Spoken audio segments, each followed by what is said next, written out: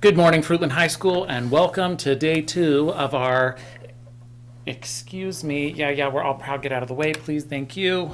Woo. Welcome to day 2 of our online education. This is going to be part 2 of our propaganda worksheet and lecture that we were working on. Now, if you recall, we had talked about yesterday a number of different things. We talked about the 11 different types of propaganda that we find. And one of the things that we need to remember is that it's happening right now amongst the COVID mess and everything else. But there are other places that I want you to see. And so before we do that, before you watch this lecture, if you haven't already, I need you to go into Google Classroom and make sure that you watch the political campaign videos. That is where I have posted a number of different online examples that we see from previous campaigns to current day campaigns. Now, they can get a little feisty. I need you to remember, I don't want your political opinion. Please don't. Just watch. See if you can identify which propaganda tactic that those politicians are using, and then comment down below. The instructions are posted on Google Classroom. Stop the video if you haven't watched those and go watch those. If you have watched those and you have responded, awesome. You are ready for today's activity, which is what I'm excited for us to do. So I'm going to go ahead and get rid of that lower third, and we are going to get started with one real quick. I want to make sure we review.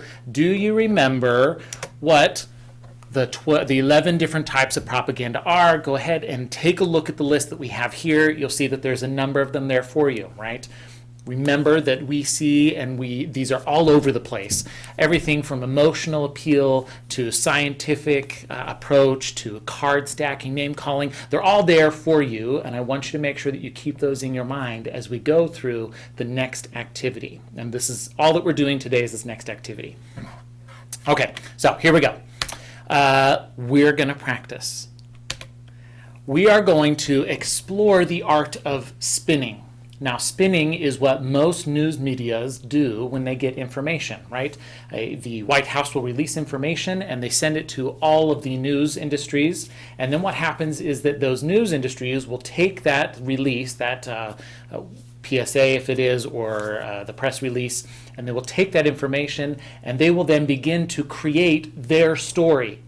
Now, news publications, politicians, whoever it might be, they know who their audience is. And so they know that whatever information they get, they are going to have to adjust and change and spin it in such a way that it reaches their particular brand of audience. So if you look at this, we talk about the activity is the following. You are going to write a short blurb announcing the following news that I'm going to post in a second, and you need to write it in the perspective of the audience that you are going to be given. Your audience is going to be chosen based on your date of birth. Sorry, it's the easiest way for me to do this. Or not date of birth, your month of birth. Okay? And then you're going to post your response through Flipgrid. And this is the fun thing. Dress up, act up, do whatever you want, reach your audience through Flipgrid. I want you to have fun with it. That's the important part. Okay, so here's what it is. Here's the news that you need to announce. Your message is that as of next semester, all snack machines and soda machines will be removed from school premises due to the risk of COVID-19. Okay, that's the message. So if you need, take a moment, write it down, pause the video right now so you can write down that message. That is what you need to convey. And I'm going to give you your audience in just a second. So go ahead and pause and watch. And I'm guessing you're done. So now we're going to move right along. Now what you need to do is you are going to look at who your particular flavor of audience is, right? So based on your month of birth, if you look at this, if you were born in January or February, you get the first audience. And your audience would be, or who you are, would be school administrators who are tired of the snack machines getting knocked over and vandalized.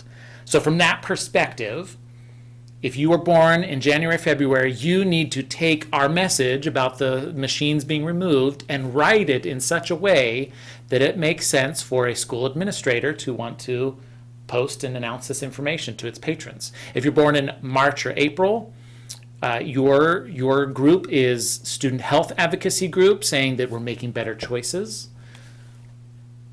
If you were born in May or June, student athletes who raid the snack machine daily when starving after practice, how would that group of people take the information that there's not going to be those snack machines anymore, and you need to write your message in such a way that makes sense.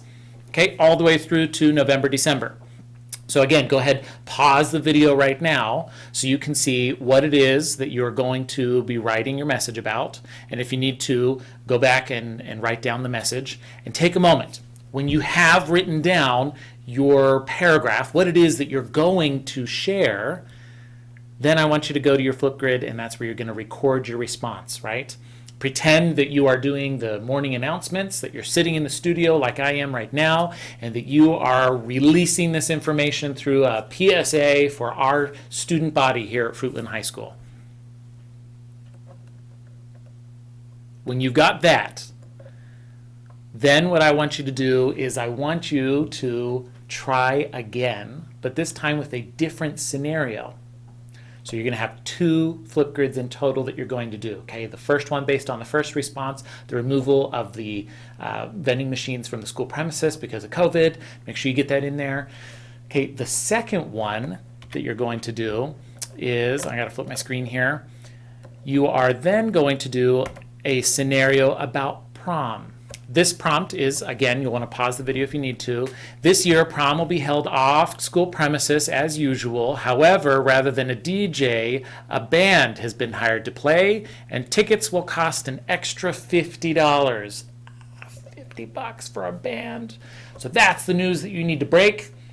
Now, if you've got that written down, you've paused the video, you've written down your prompt, then what you're going to do, again, is you're going to look for your month of birth, and that is where you are going to take your example, who your audience is, and this one's a little different. So you'll see if you're January, February, you have to break the news as though you are part of the parent prom planning committee and you love the changes. You want to see prom become very exclusive and high class. If you were born in March, April, or May, you are part of the group Students for Students, right? Your student-led group who's concerned that less wealthy students won't be able to attend prom due to the changes, and so on and so forth. So again, you'll want to pause the video, really think about how am I going to get this message across to my target audience, right? This is you pretending that you're CNN or that you're MSNBC or that you're Fox News or that you're NPR, right? And how would you spin this information and present it to your audience in a way that they are going to enjoy?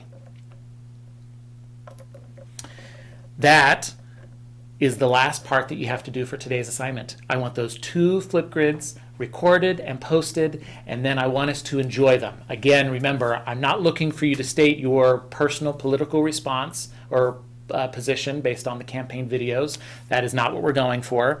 What I do want, however, is for you to remember that despite our political allegiances, propaganda is being used against us in all ways at all times. And here you then have 2 examples, 2 scenarios where you get to try to figure out how you can put your own spin on things.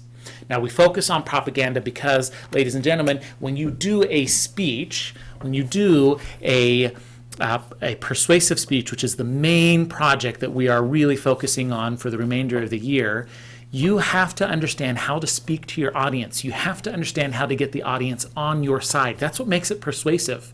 That is why there are some individuals out there that are so good at getting a number of people to join their side.